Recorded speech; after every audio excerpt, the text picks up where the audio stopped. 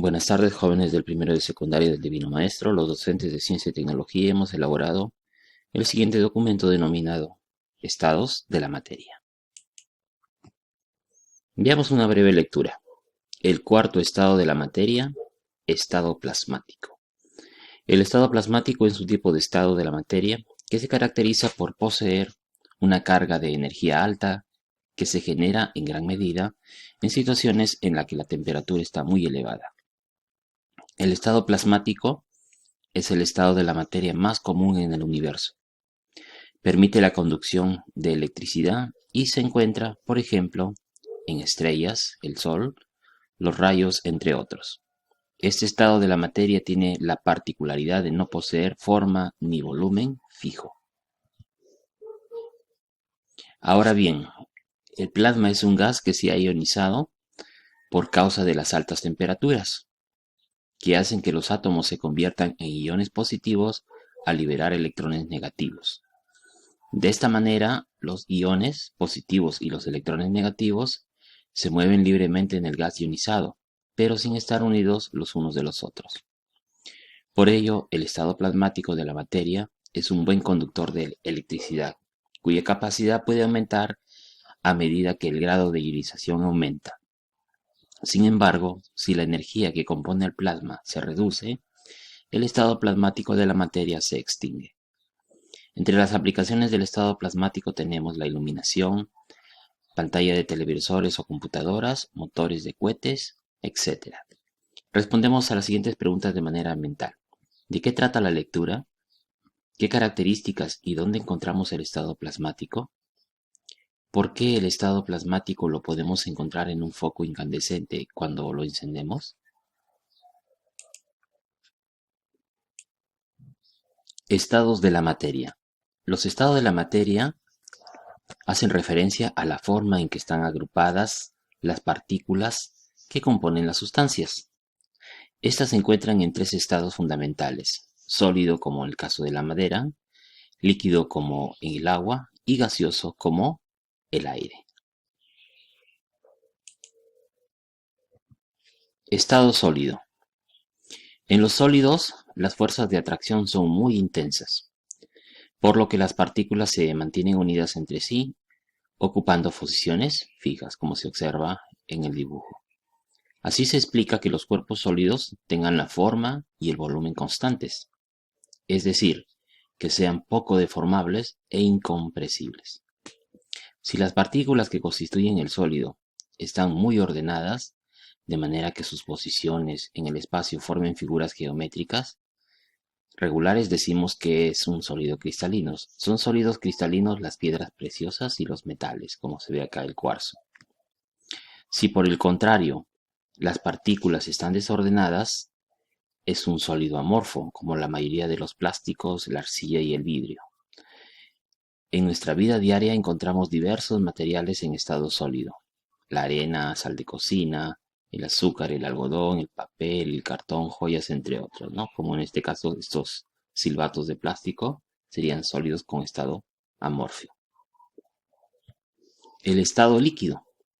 En los líquidos las partículas también están unidas y no pueden separarse unas de otras, pero como las fuerzas de atracción entre ellas son más débiles, tienen cierta libertad de movimiento, como se observa en el dibujo. Esto explica que los líquidos tengan volumen constante y forma variable, ya que se amoldan a la del recipiente que los contiene. Entre las propiedades características de los líquidos destacan las siguientes. La viscosidad. Mide la resistencia de un líquido a cambiar de forma. Se determina observando cómo cae el líquido por gravedad atravesando un orificio estrecho. Cuanto más viscoso sea el líquido, más le costará caer. La volatilidad. Mide la velocidad con que un líquido se evapora pasando al estado gaseoso. En la vida diaria encontramos varios líquidos: el agua, la leche, refrescos, alcohol, perfumes, jarabes, gasolina, entre otros. El estado gaseoso. En los gases, las fuerzas entre las partículas son prácticamente nulas, como se ve en el dibujo, ¿no? Las partículas están más separadas y poco unidas, casi, o casi nada unidas. Las partículas se mueven libremente por todo el espacio del que disponen. Esta movilidad de las partículas hace que los gases tengan la forma y el volumen variables. Los gases son compresibles, es decir, su volumen disminuye fácilmente al actuar una fuerza exterior sobre ellos. También son expansibles porque rápidamente ocupan todo el volumen del recipiente disponible. Por ello, para encerrar un gas en un recipiente, este debe ser hermético. En la vida diaria encontramos sustancias en estado gaseoso como el aire, las nubes, el vapor de agua, el dióxido de carbono, entre otros. Otros estados de la materia. Bueno, ya hemos comentado en parte el estado plasmático. Es similar al estado gaseoso. Está constituido por partículas con cargas eléctricas positivas y negativas, formando iones. Se produce a temperaturas mayores a los 10.000 grados Celsius. La superfluidez es un estado con ausencia de viscosidad.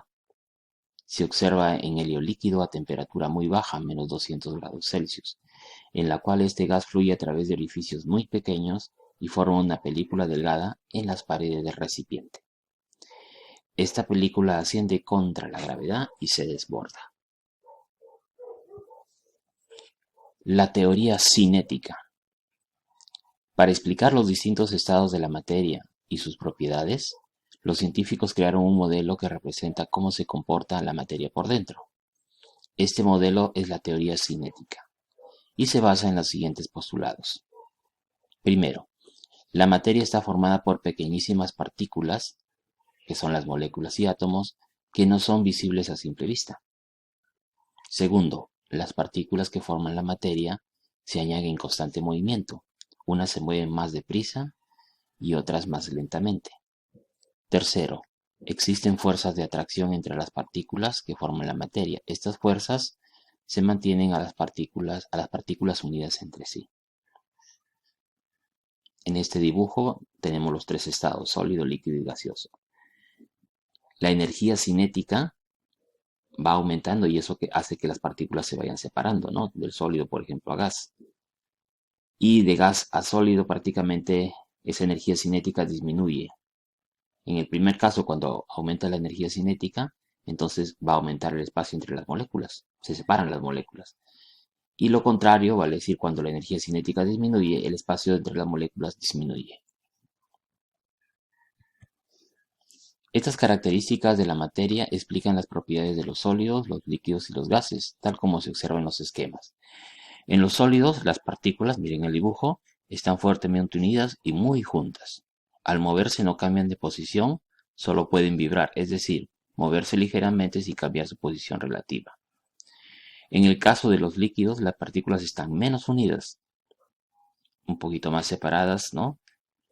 Y menos ordenadas que en los sólidos. Pueden desplazarse unas sobre otras, lo que permite a los líquidos cambiar su forma y fluir. Y en el caso del estado gaseoso, las partículas no están unidas. Se encuentran más separadas que en los líquidos y se mueven libremente. Por eso los gases no tienen forma propia y ocupan todo el espacio disponible.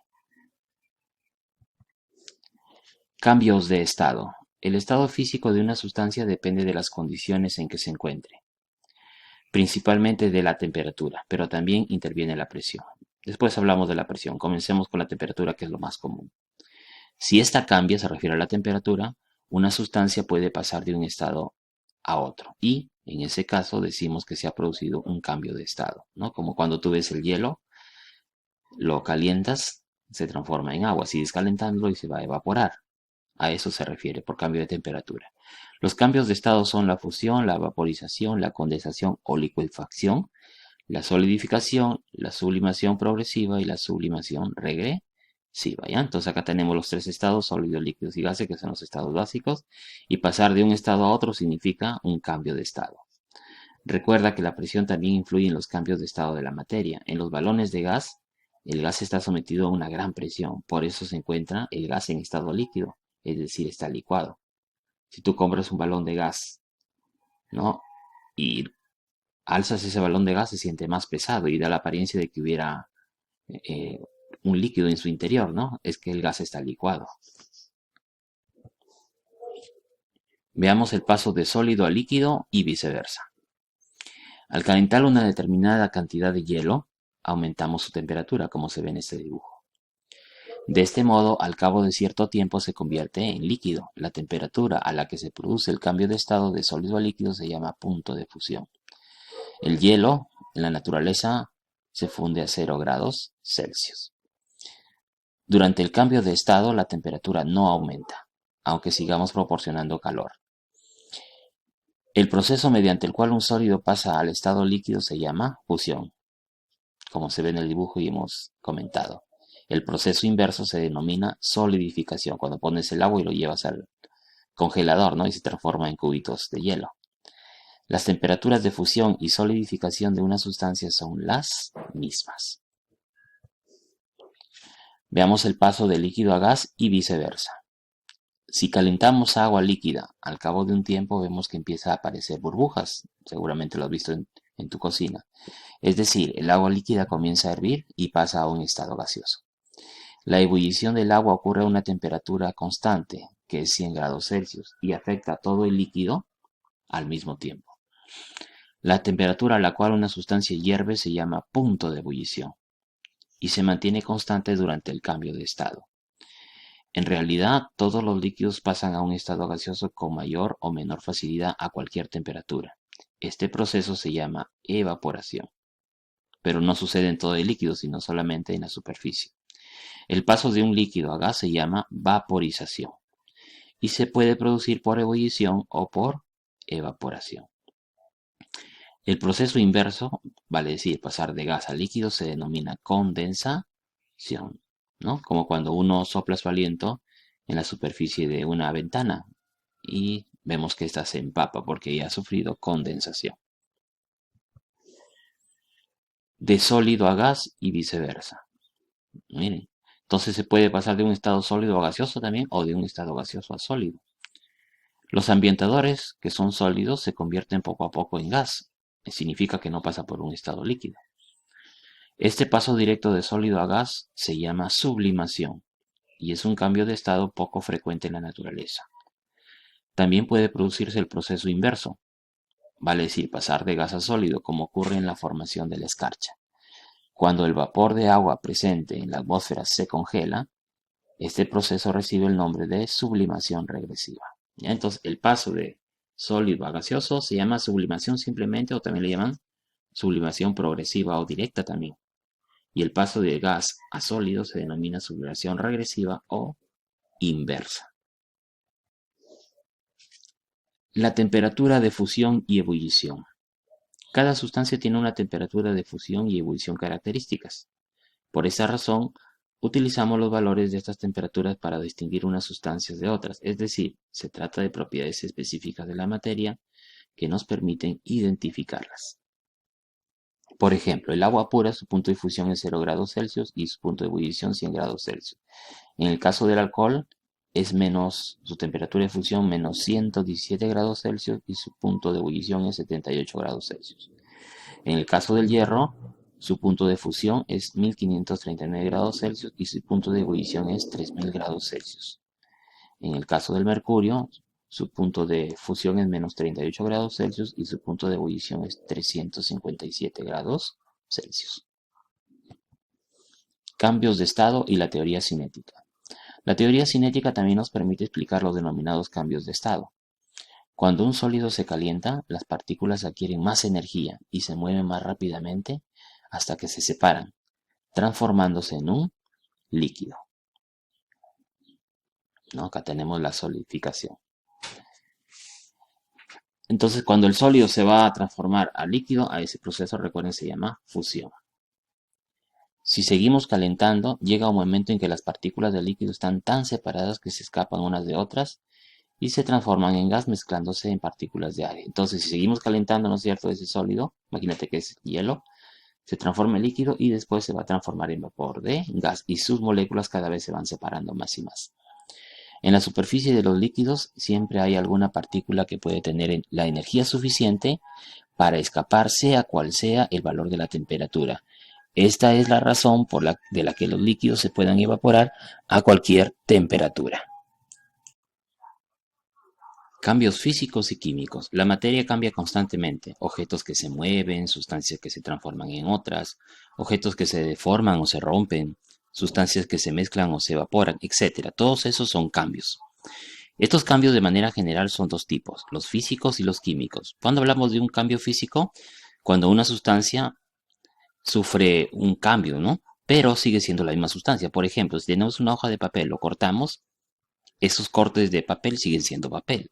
A diferencia de un cambio químico donde la sustancia se transforma en otra nueva sustancia. Por ejemplo, si quemamos el papel, vamos a obtener cenizas. El papel es celulosa y cuando se quemó, las cenizas son carbono. Significa que una sustancia se transformó en otra. Por lo tanto, es un cambio químico.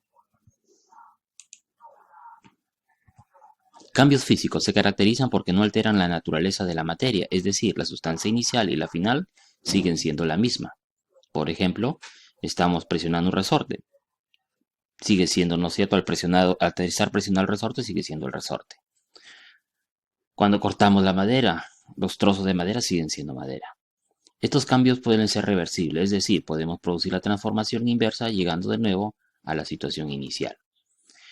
Si enfriamos una pequeña cantidad de agua hasta que su temperatura esté bajo cero, obtendremos un pedazo de hielo, que es agua en estado sólido.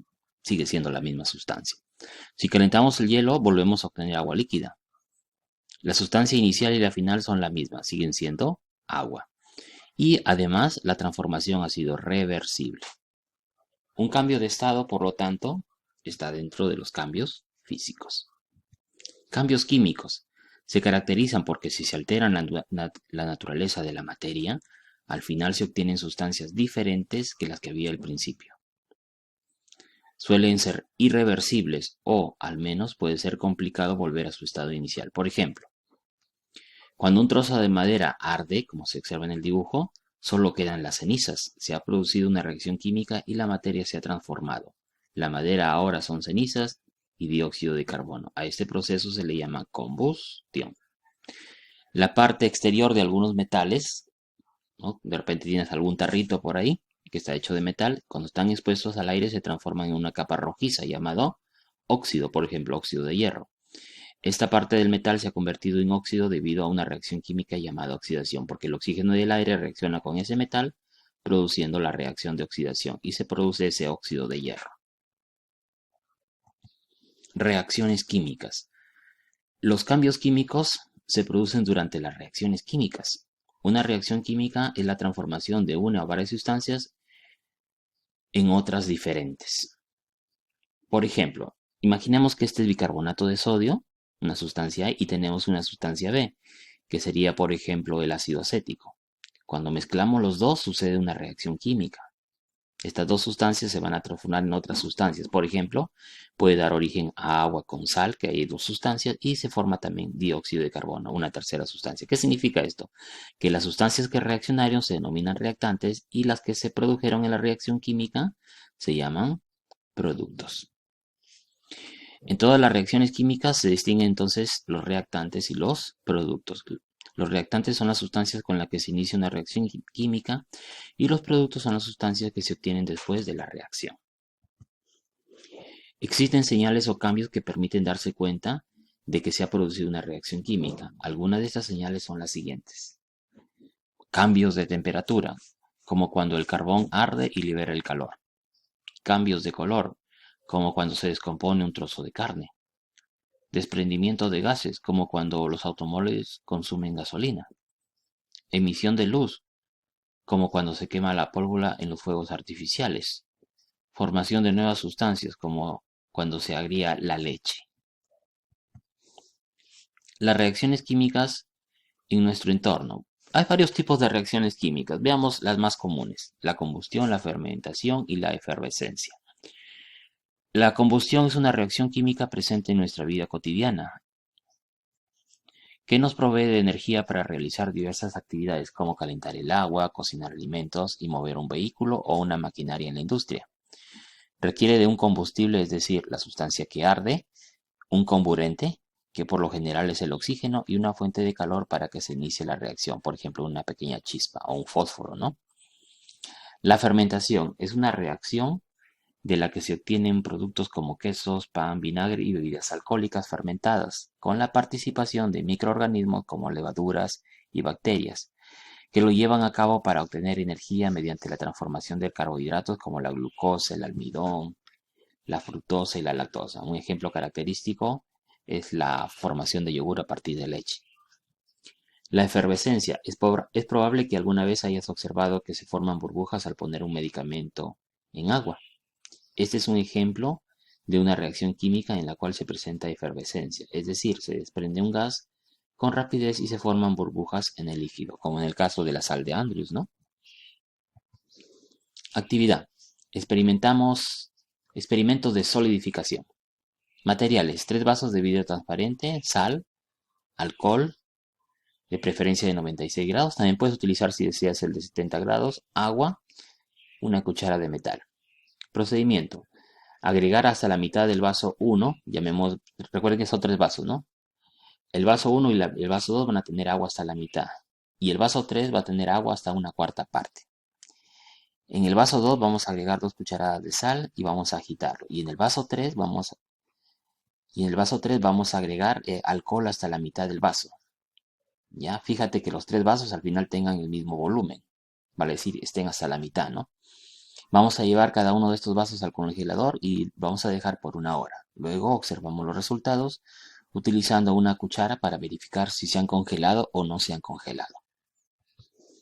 Elaboras un problema, una hipótesis, tus resultados, una explicación de lo sucedido y tus conclusiones.